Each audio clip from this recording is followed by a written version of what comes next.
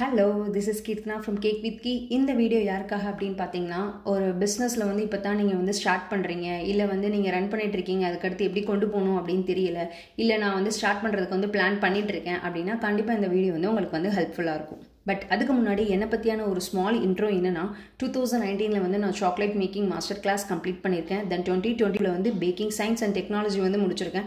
2021 வந்து பார்த்தோன்னா full and full வந்து நான் வீட்டிலே வந்து என்ன படித்தேன் அப்படின்றத வந்து ப்ராக்டிஸ் தான் வந்து பண்ணிட்டு இருந்தேன். என்னுடைய ஃப்ரெண்ட்ஸ் அண்ட் ஃபேமிலிஸ்க்கு வேணால் கொடுத்துருக்கேனே தவிர நான் எதையுமே கஸ்டமருக்கு வந்து டேரெக்டாக கொண்டு போய் என் ப்ராடக்ட் வந்து நான் வந்து கொடுத்தது கிடையாது. தென் 2022 வந்து என்னுடைய ஹெல்த்தி பேக்கிங் மாஸ்டர் கிளாஸ் வந்து கம்ப்ளீட் பண்ணியிருக்கேன். தென் 2023 என்னுடைய பிஸ்னஸ் பேஜ் கேக் வித் கீன்றது வந்து நான் ஸ்டார்ட் பண்ணியிருக்கேன். தென் மே 2025 வந்துச்சுன்னா நான் சக்ஸஸ்ஃபுல்லாக வந்து 2 இயர்ஸ் வந்து கம்ப்ளீட் பண்ணுறேன். இந்த பாஸ்ட் 5 இயர்ஸில் வந்து நான் என்னென்னலாம் கற்றுக்கிட்டேன், ஸோ இதெல்லாம் பண்ணியிருந்தால் இன்னும் நல்லா இருந்திருக்குமே, என்னுடைய ஸ்ட்ரகிள்ஸை இதெல்லாம் அவாய்ட் பண்ணியிருக்கலாம் அப்படின்ற என்னுடைய எக்ஸ்பீரியன்ஸை தான் வந்து உங்களுக்கு வந்து ஒரு டிப்ஸ் அண்ட் ட்ரிக்ஸாக வந்து நான் வந்து சொல்ல போகிறேன். இப்போ பிஸ்னஸ் அப்படின்னாலே வந்து 2 கேட்டகரி இருக்கும். ஃபர்ஸ்ட் என்னன்னா, இது வந்து நம்ம பண்ணவே கூடாது, ட்ரெண்டிங்க்கு ஏற்ற மாதிரி வந்து பிஸ்னஸ் வந்து ரன் பண்ணிகிட்டே போகிறது. இப்படி நீங்கள் ட்ரெண்டிங்க்கு ஏற்ற மாதிரி பண்ணிட்டு இருந்தீங்கன்னா, ட்ரெண்டிங்கிறது ஒரு 6 மந்த்ஸ் அப்படி இல்லைன்னா 1 இயர் வரைக்கும் தான் அந்த ட்ரெண்டிங் பீரியட் இருக்கும். அதுக்கடுத்து என்ன ஆகணும், ஆப்வியஸாக வந்து சேல்ஸ் வந்து வராது, ரெவன்யூ வராது, எதுவுமே வராதுனால அப்படியே வந்து நெக்ஸ்ட் வந்து என்ன ட்ரெண்டிங் இருக்கோ அதுக்கு வந்து ஜம்ப் ஆவாங்க. ஸோ இந்த மாதிரி மாறி மாறி போயிட்டே இருக்கப்போ என்ன ஆகும்னா, நீங்கள் வந்து பிஸ்னஸில் அப்போதைக்கு வேணால் சேல்ஸ் பார்க்கலாம், அப்போதைக்கு வேணால் ரெவன்யூ பார்க்கலாமே தவிர ஒரு லாங் டேர்முக்கு ஒரு லாங் ரன்னுக்கு வந்து எந்த ஒரு சேல்ஸோ உங்களுக்கு கன்சிஸ்டன்சியாக வந்து ரெவன்யூ வந்து பார்க்கவே முடியாது. நீங்கள் உங்கள் பிஸ்னஸை வந்து லாங் ரன்னு கொண்டு போகணும் அப்படின்னா கண்டிப்பாக இந்த மாதிரியான ட்ரெண்டிங் பிஸ்னஸை வந்து நீங்கள் பண்ணிகிட்டே போனீங்க அப்படின்னா பிஸ்னஸில் வந்து க்ரோத்தும் பார்க்க முடியாது, ரெவன்யூவும் பார்க்க முடியாது, நம்மளுக்கு எக்ஸ்பென்ஸ் தான் வந்து அதிகமாகிட்டே வந்து போகும். ஸோ நெக்ஸ்ட் வந்து செகண்ட் கேட்டகரி. இந்த கேட்டகரியில் மட்டும்தான் நம்ம பிஸ்னஸை வந்து லாங் ரன்னுக்கு வந்து கொண்டு போகணும். அதுக்கு நம்மளுக்கு என்ன தேவை அப்படின்னா ஸ்கில்ஸ் அண்ட் நாலேஜ். ஒரு பிஸ்னஸை வந்து நீங்கள் என்ன வேணால் வந்து இது பண்ணிக்கோங்க. இப்போ நான் வந்து பேக்கிங் ஃபீல்டில் இருக்கனால நான் பேக்கிங் பற்றி சொல்கிறேன். நீங்கள் எந்த பிஸ்னஸ் நீங்கள் ரன் பண்ணிட்டு இருந்தீங்கனாலும் இது கூட நீங்கள் கனெக்ட் பண்ணிங்கன்னா உங்களால் ஈஸியாக வந்து புரிஞ்சுக்க முடியும்.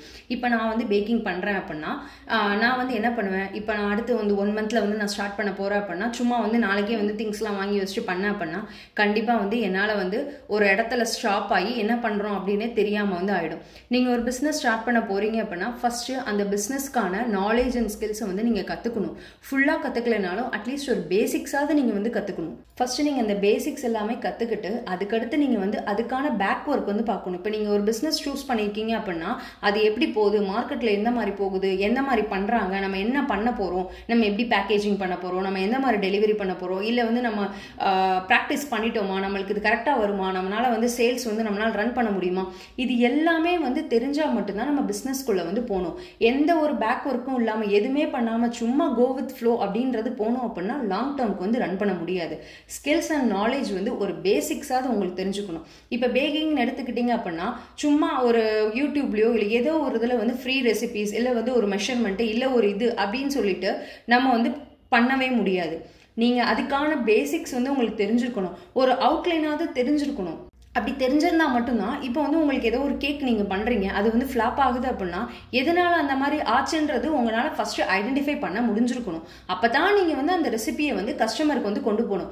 உங்களுக்கே வந்து எதனால் அந்த மாதிரி ஆகுது அப்படின்னு தெரியாத பட்சத்துக்கு யாருக்காவது கால் பண்ணியோ இல்லை எங்கேயோ வந்து நீங்கள் கேட்குறீங்கன்னா நீங்கள் வந்து கஸ்டமர்கிட்ட அந்த ப்ராடக்டை கொண்டு போகிறதுக்கு நம்மளுக்கு வந்து எந்த ஒரு இதுவுமே கிடையாது. கரெக்டாக இப்போ நீங்கள் ஒரு ரெசிபி ட்ரை பண்ணுறீங்கன்னா 10 தடவையுமே அந்த ரெசிபி வந்து கரெக்டாக வரணும்.